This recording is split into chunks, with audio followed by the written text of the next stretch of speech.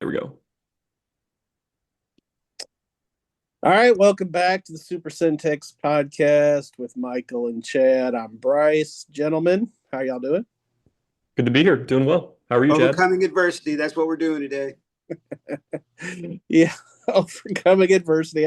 For some reason, my camera on my laptop wasn't working, so I'm using You've my. kind of got the 4K in effect though. Now you're in I was focus, about and to say everything he looks else in the good, man. background is in Yeah, yeah. focus, and Looking sharp. it's blurry, and the fan is going back there. And it's I don't know. We feel kind of tech savvy in a way. No doubt. High end phones and computers and everything. If there's a problem, yo, I'll solve it. Mm-hmm. Mm-hmm. Price, baby. uh, with y'all's help, I think. So guys, let's talk some football.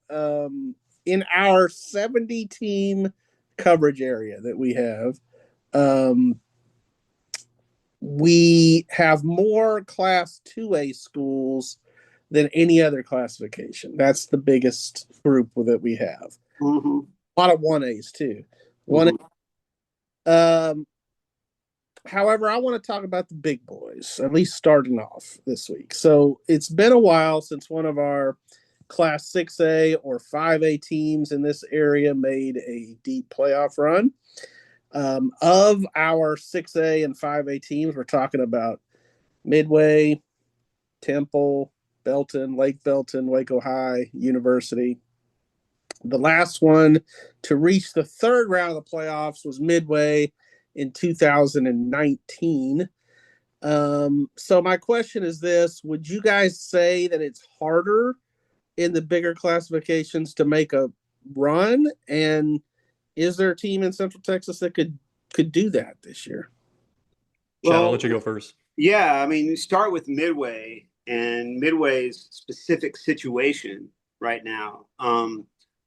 Midway has to be everybody has to be good to make the playoffs, and but Midway has had to be district championship good and a little bit lucky because of uh, because of who they're paired with, and even they were in for a couple of years with Duncanville and DeSoto and that kind of district of doom.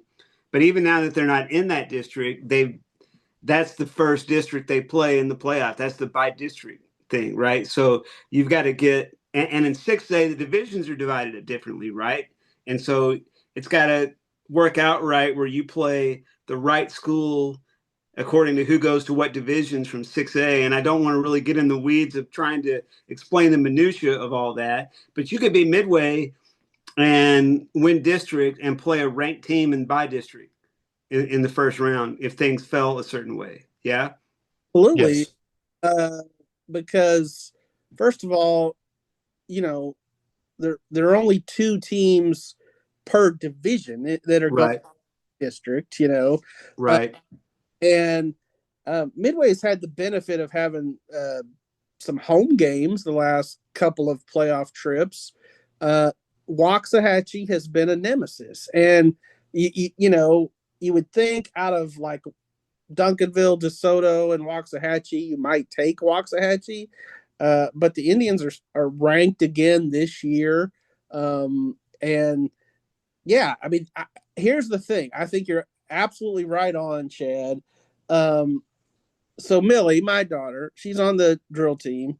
She asked me the other day, um, "Do you think Midway will make it to round three of the playoffs?" Thanksgiving. Yeah. Yeah, um,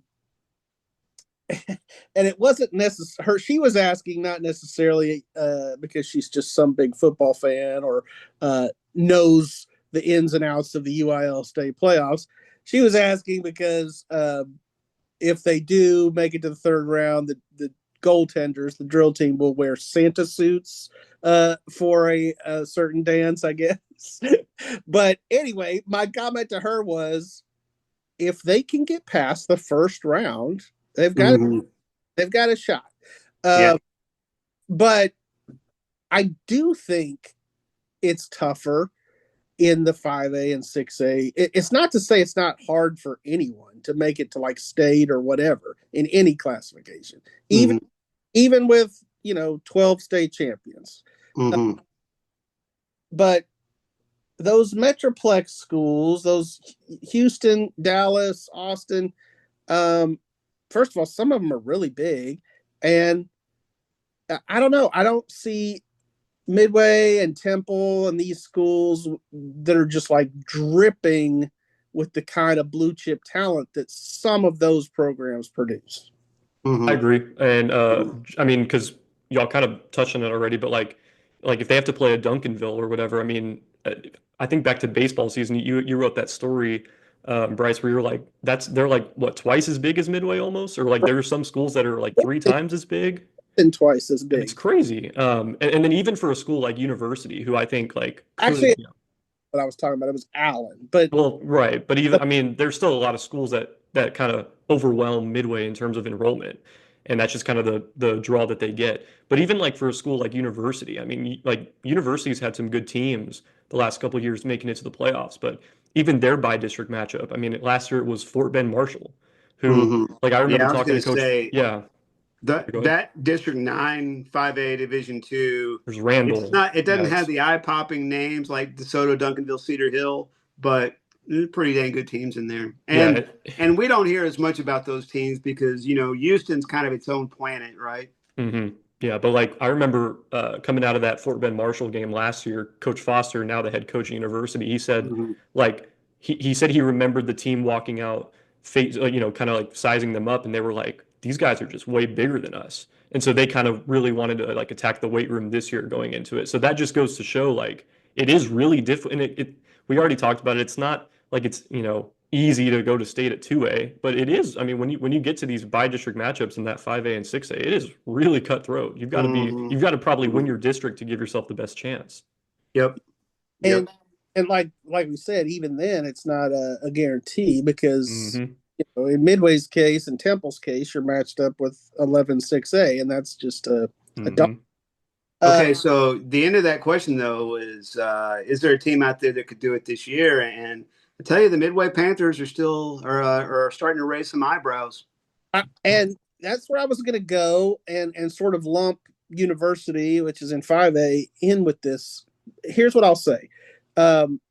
Midway is very impressive this year. And if they can play good, sound defense, we know the cliche about defense and the playoffs and winning championships and all that jazz. They're explosive enough that they're going to score points. So, and Michael, you just saw University play China Spring and walked away very impressed by the Trojans defense. Well, I think that's where you've got to lean in because, if you can make it tough on the other teams to score, now they start to panic a little bit. Now maybe they do something that's out of the ordinary, and, that can be big. For sure. Yeah. Okay. Well, we'll see. Obviously, they've got a defensive guy, Midway does, in Joe Gillespie, and so does University, for that matter. Charles Foster was their DC. So we'll see how it goes. I was thinking the other day, Bryce, about how far Midway has to go since you're hogging the coverage of them. How far they have to go to where I get to go shoot a game or something of theirs. I was just telling Michael the other day, you and Michael will both get your chance to. Okay, you're going to throw us a Midway bone eventually? I'm sure there'll be Baylor games I have to travel to anyway. All right, yeah. So, yes. But I will say, it ain't this week and it ain't next week. Next week's the Harker Heights game. That one's going to be fun. Yeah, it's going to be. We're going to learn a lot about both of those teams in that one. Yeah. Yep. And just think, if you come cover Midway, you also have to be the voice of the goaltenders. So there you go. All right, let's get from the big boys to the short fries. So the game of the week this week may very well be a 2A game. 3-0 Bosqueville hosts 3-0 Rosebud-Lott. Two teams we've talked a little bit about this year, but probably not at length. Do you guys feel like this is a game that'll tell us a lot? And who do you like in the game? It'll definitely tell us a lot about both teams. They both had a lot of success early in the year, but I think for both teams, it's probably the biggest test yet. And certainly for Bosqueville, I think where Bosqueville has the advantage in this one is probably experience. That's not to say Rosebud-Lott doesn't have guys who haven't been through wars. I mean, their quarterback, Bryce Rebrocker, I think is how you say his name. Um, Price, yeah, Price, Price. And I mean, he's been yeah, right. maybe, or I don't know. Yeah, yeah, and he, I mean, this is his third year starting. He's a junior, and he's certainly grown a lot, and he feels a lot more comfortable. But they have, like a really young receiver room who's kind of had to step into some big shoes, and I think Rosebud-Lott has grown or has probably been surprised most by how prolific the offense has been so far. I think they expected the defense to be really good coming into this year, bringing so many guys back, but the offense has really taken off so far in the early part of the year, but. Bosqueville's gonna be tough. I mean, especially at home, they're gonna be fired up. I can't remember how that game went last year, but that's got to be. I mean, to your point, Bryce, it's got to be one of the better games in this area for the week. Yeah, Last year, Rosebud-Lott won that one 27-9. Mm. The Reggie Patrick and Brandon Hicks are the two coaches, and two sharp guys. And I want to say young guys, but I don't know. I mean, they're I think they're both younger than me, but that's not saying they're young guys, I guess. I would like to think it, but it's not. Uh, I think maybe Rosebud-Lott's win over Dawson last week, and I think they beat them uh, by more than 20, maybe more than 30. That's probably the best win by either team. And if I'm leaning one way or the other on picking that game, that's probably going to influence me as much as anything. I did that district preview cap earlier this summer, and it's still the summer, by the way, for another 5 days, right? Technically speaking, yeah. right. Um, and a lot of those coaches kind of talked about, Bosqueville's coming. They're gonna be good pretty quick. So, yeah, again, I think when we do our picks, once you get 6 or 7 weeks into the year, you better be hitting about 80% because you're going to fall behind if you're not. And it's because of games like this that inform that later on. Yeah, Mm-hmm. that's a great point. We will learn, who the dog is in this, in this game. Mm-hmm. Mm-hmm. And I tend to agree that Rosebud-Lott has the better body of work thus far. You do look at the game where they, I think it was the Dawson game where they opened up a new stadium, but they renamed the stadium for Bill Bain, former coach that led them to a state championship. And so there may have been some emotions going into that night and that kind of thing, a lot of fans in the stands, but it still doesn't discount just how impressive they've looked. And I agree. I do think Bosqueville's on the rise too. Reggie Patrick, of course, was at China Spring before he came to Bosqueville on some, really good state teams at China Spring. Mm-hmm. Mm-hmm. Right. He knows how to win. So yeah, this will be a fun one. Michael, you're going to that one, so that should be a lot of fun. Looking forward to it. So 3 weeks in, we've all had a chance to see a number of games, a lot of players at this point. What individual player has impressed you the most this season? Let's see. Statistically, I would probably have to go. I mean, I haven't seen him, Bryce. You've seen him, but Jackson Blansett at Lorena, he's putting up just unbelievable numbers. Feeling like Well, I've got some others. go Midway. I was going to go Jackson Blansett. Yeah, no, I mean, again, I haven't seen. I've only watched him in basketball Well, last year. that's my cue to talk about him. Okay. So I got a chance to see Jackson Blansett Friday night. Just a junior, obviously started last year as a sophomore. He has a lot of zip, a lot of touch on his passes. He's good. Lorena put it in the air a lot against Franklin, but that was also because they had to score so much. I mean, it was just, boom, boom, boom, boom, touchdown, touchdown, that kind of game. They still have a really good running back in Brody De Leon. So but Jackson Blanchett is yeah, he's special. And I tell you what, if Lorena can come up with any semblance of a defense, they're just really banged up over Yeah. there on that side of the ball. Um, they that's going to be a fun district. We already know that, but they can do some damage in that district. They can score points, and Jackson Blanchett's the biggest reason why. I have two more names, but I'll let Chad go first on this one. Okay. The guy that I've seen this year so far that was the best player on the field, obviously, was Kobe Haynes in that Whitney Mart game that I saw as the season opener. I'm surprised he didn't have bigger numbers this last week. 4 catches for 44 yards and a touchdown. So he had 3 rushing touchdowns. So that tells you a lot. He's, that's what, 85 combined yards, but 4 touchdowns. So sometimes that goal line stops you from racking up a few more yards, right? Another guy I'll mention is, and I had a lot of fun on Friday night because I park and I get out and I see Mr.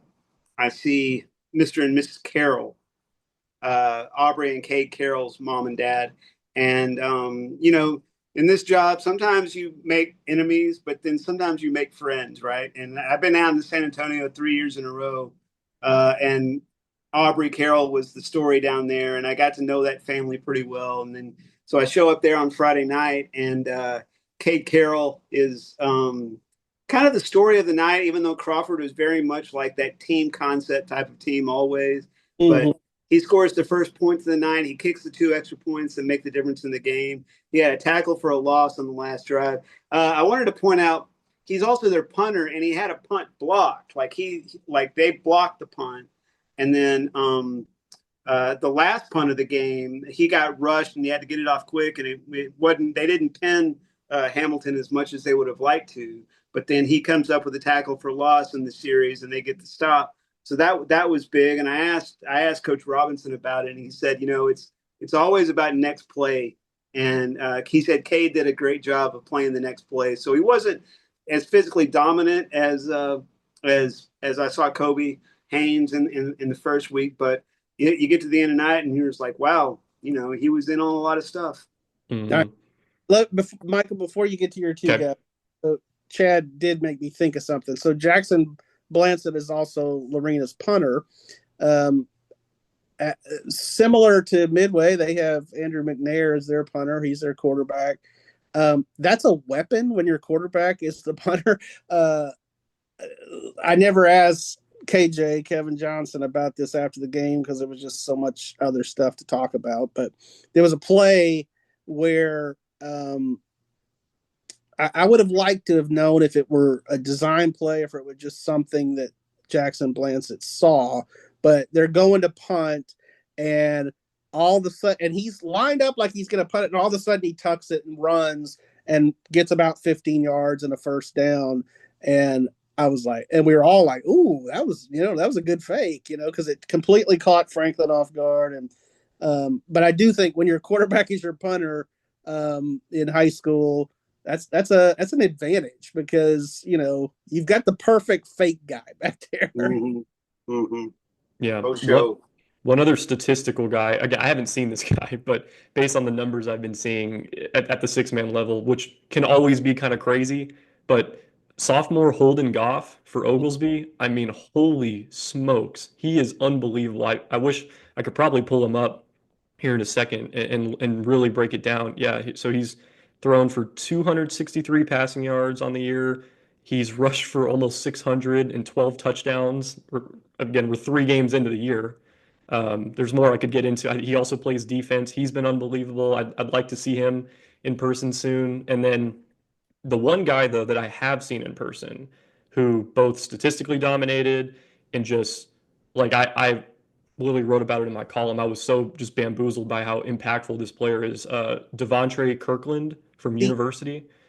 I mean, I talked to Bryce about this. I feel like at length just in the newsroom yesterday. I mean, he is unreal. Like there's a reason he's committed to Baylor as a junior. Like it's no surprise, I guess, to see him just dominate. but like you can tell when a guy is just, on another level on a high school football field. And he was just, it's funny because he's a safety, that's his position, but they'll line him up almost anywhere. And I'm sure there are opposing coaches who are like, praying that he doesn't flip over on offense too, because he's such an athlete. Like he just, and I'll say like the hits he delivers, like the physical blows are just like, he can literally pick dudes up off the ground and just take them in. Like it's crazy. And he's not this like, massive 6'4" guy or whatever. He kind of just, I mean, he definitely jumps off the page when you watch him, but seriously, I think he might be one of the hardest hitters in the 254. Like, I'm not joking about that. Yeah, no doubt. Really good. And statistically, one thing that impresses me, I mean, you mentioned he's a safety. Michael and I have been putting in stats the last couple days. Stats Plus starts this week, and I think he's actually the area leader in sacks with like 4, or at least among the stats that we have, as a safety. So you don't want to see him coming in on your safety blitz. And as Michael said, when he does get there, he's going to lay the boom. So, I'll just mention their names because I probably have talked about them at length on our various podcasts. But I mean, Lathan Wisington is a friggin' stud. Jaden Fields Vaughn, the sophomore, is electric. He didn't play last week, but Lathan picked up the slack. I mean, he carried more than he had all season.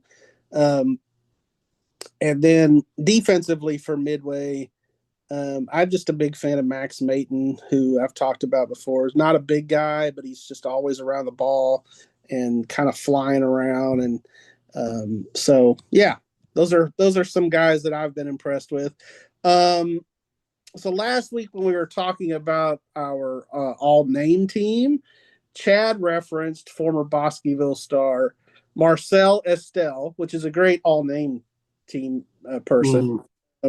But Chad brought him up because he was like, that's the first guy I've ever heard called Cheat Code, which is a great friggin' nickname.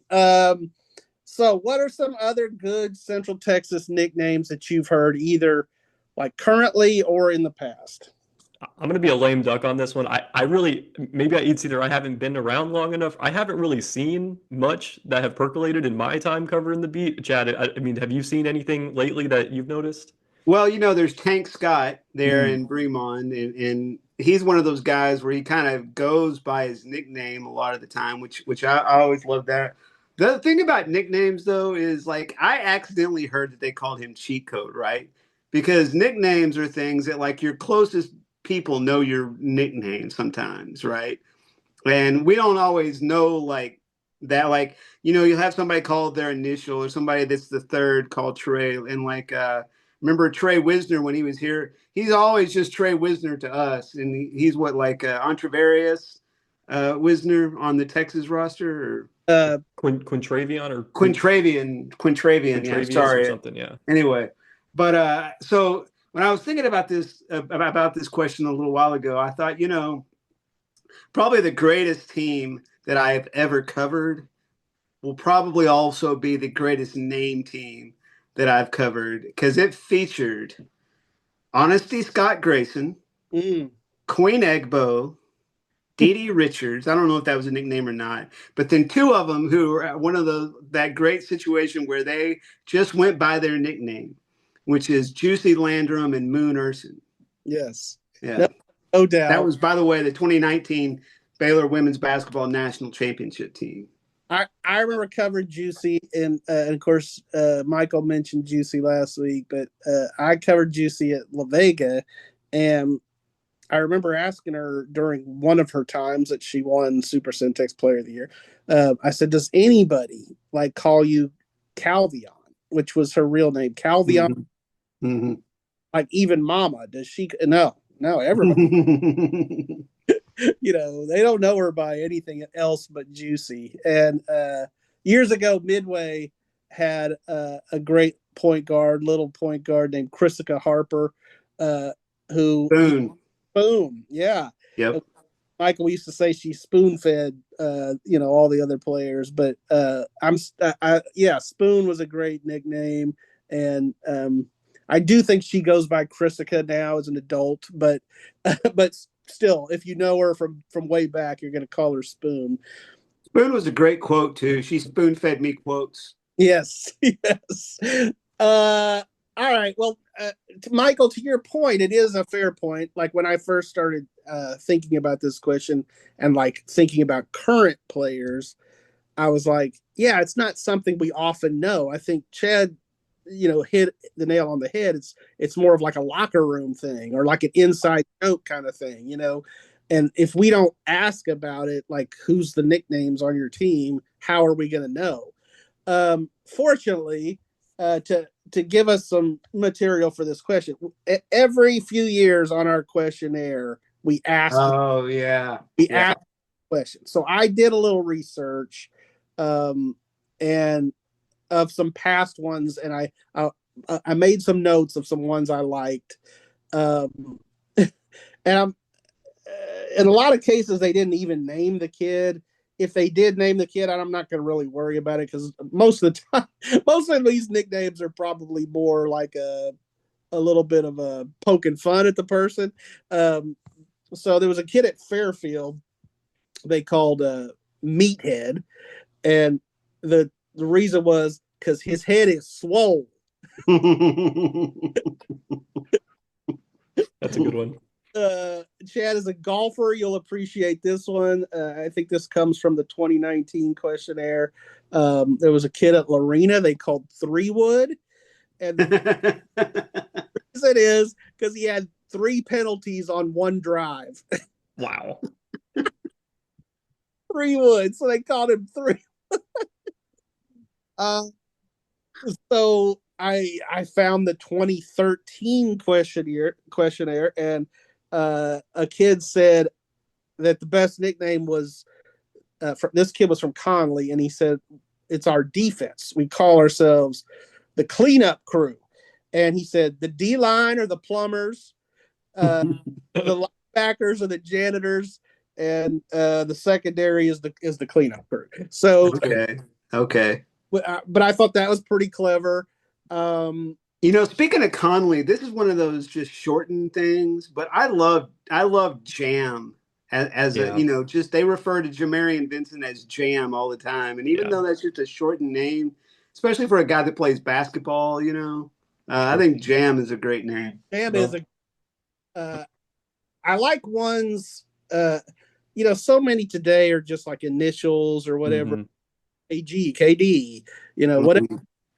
I like stuff that's a little more clever. I've always liked stuff that rhyme, like Earl the Pearl, Clyde the Glide, Akeem the Dream, that kind of stuff. Very poetic. I'll mention 2 more.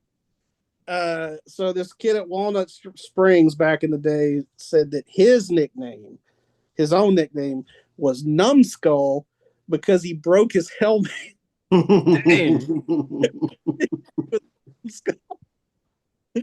And then my all-time favorite was Chad will remember this one. I may have said it to you before, Michael. This is my all-time favorite. I didn't have to look this one up, but it was from the questionnaire, and we had asked that question: who's got the best nickname on your team? Mm-hmm. Kid at Cameron Yo said, "We got a kid we call Y'all. He's so big we call him Y'all." Wow. That's a good one. Yeah, I knew I couldn't, like, in the recesses of my brain that was out there somewhere, and I couldn't quite access it. So I'm glad you brought it up today. Oh, that was my all-time favorite. We called him Y'all. I've got 2 nicknames. My long-standing nickname is Chainsaw, and that comes from like way back in high school. But now, like, certain like friends and friends' kids call me Grandma. Oh, wow. Okay. Because one time I was wearing a pea coat, and actually it was Ben and Bo, who it's their 16th birthday today. They were about 5 at the time, and I was wearing a pea coat, and Bo said, "Why are you wearing a women's coat?" And I said, "It's not a women's. This is like an army coat." He said, "Whatever, Grandma." Wow. And they've called me Grandma ever since. Oh, I like it. I like it. Did you have any childhood nicknames, Bryce? Oh, are you kidding? With a name like Bryce Cherry? Yeah. Yes. I was Bryce Aroni. I was Rainbow Bryce. So there was this doll in the 80s called Rainbow Bryce. Uh-huh. That's a good one. Cherry Picker, Cherry Boy. Well, we have a name for your writing style now too, is the Cherry Bomb. That's right. Of course, I guess the only one I ever sort of gave myself, it was a slogan for running for office when I was running for Spanish Club president. At the time, Vanilla Ice had just hit big, and so that was "Vote for Bryce, Bryce, baby." It's a good one. Yeah, so that one stuck. The one I'll just let everyone figure out for themselves. In high school, they called me Busta. Mm-hmm. So you can kind of put that together. I'm just so tickled by the fact that you were running for Spanish Club president. It's awesome. What are your nicknames? Me, the one that my family called me was Mojo, and it was my dad's friend who called me that. It's because my first name's Michael, middle name's Joseph, and somehow just Mojo fit. Mm-hmm. And then on the basketball court, this didn't really carry much like beyond middle school, I would say. But I started playing basketball pretty young, and just through practices and scrimmages and AAU tournaments and stuff, some like random coach one time just called me white chocolate, which I know where white chocolate goes from, or like alludes to and stuff, but that was always kind of a fun basketball nickname for me.